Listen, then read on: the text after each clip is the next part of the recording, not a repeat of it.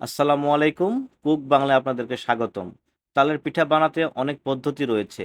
আমি আজকে আপনাদেরকে একটি সহজ পদ্ধতি দেখাবো। এই পদ্ধতিতে পিঠা অনেক সফট ও ফুলে যাবে। চলেন বন্ধুরা দেখে নেই কিভাবে তালের রস দিয়ে পিঠা বানানো যায়। প্রথমেই একটি তাল পরিষ্কার পানিতে ধুয়ে নিব।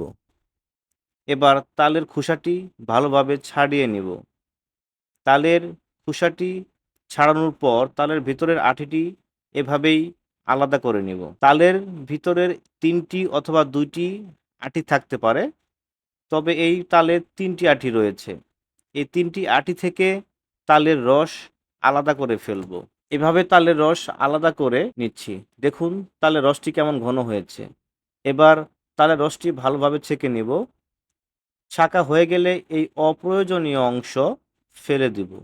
আমি প্রথমেই ২৫০ গ্রাম তালের রস নিয়ে নিব, ৩৫০ গ্রাম আটা নিয়ে নিব। আপনি চাইলে একই পরিমাণ ময়দাও নিতে পারেন। এরপর ২৫০ গ্রাম চিনি গুঁড়া, আমি শুরুতেই চিনি গুঁড়া গুঁড়ো করে নিয়েছিলাম।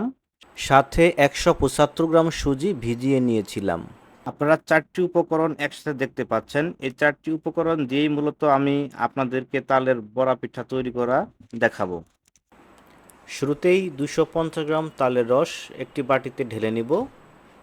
তারপর ২৫০ গ্রাম চিনি গুঁড়ো ভালোভাবে মিশিয়ে নিব। এরপর ১৭৫ গ্রাম সুজি, ৩৫০ গ্রাম ময়দা একসাথে ভালোভাবে মিশিয়ে নিব। এরপর সামান্য পরিমাণ লবণ মিক্স করে নেব।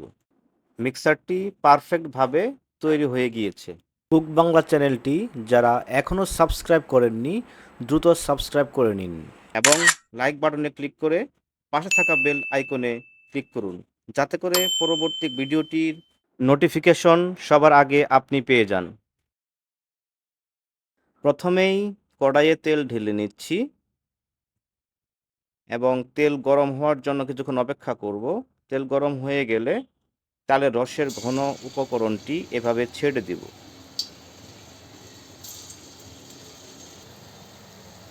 দেখুন বন্ধুরা কিভাবে পিঠাগুলি কড়াইয়ে ছেড়ে দিচ্ছি। আপনিও ঠিক এভাবেই কড়াইয়ে পিঠাগুলি ছেড়ে দিবেন। তারপর কিছুক্ষণ অপেক্ষা করব।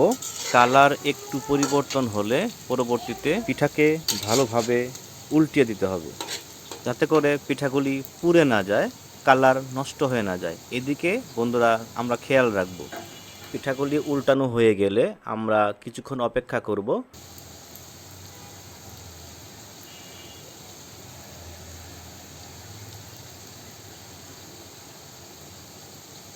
কিছুক্ষণ অপেক্ষার পর পিঠাগুলি আমরা পুনরায় উল্টিয়ে দেব, যাতে পিঠার কালার নষ্ট না হয়ে যায়। দেখুন এই মুহূর্তে পিঠার কালার কেমন হয়েছে, ব্রাউন কালার। এই ব্রাউন কালার চলে আসলেই আপনারা পিঠা নামিয়ে ফেলবেন। আমি এখন একটি ছাঁকনি দিয়ে এই পিঠাগুলি উঠিয়ে অন্য একটি পাত্রে রাখব। দেখুন কিভাবে এই পিঠাগুলি আমি ছাঁকনি দিয়ে উঠিয়ে নিলাম। পিঠাগুলি দেখতে অনেক সুন্দর হয়েছে, অনেক মজাও লাগবে। এই পিঠা বিকেলবেলা নাস্তা হিসেবে ব্যবহার করতে পারবো এবং অতিথি আসলে অতিথিও আপ্যায়ন করতে পারবো। একটি পিঠা ভেঙে দেখব আসলে এই পিঠাটি কতটুকু সফট হয়েছে। আপনারা নিজেরাও লক্ষ্য করুন, আসলে এই পিঠাটা অনেক সুন্দর হয়েছে। আজকে এই পর্যন্তই। আপনারা সাপোর্ট করলে পরবর্তীতে আমি অন্য কোনো রেসিপি নিয়ে হাজির হব।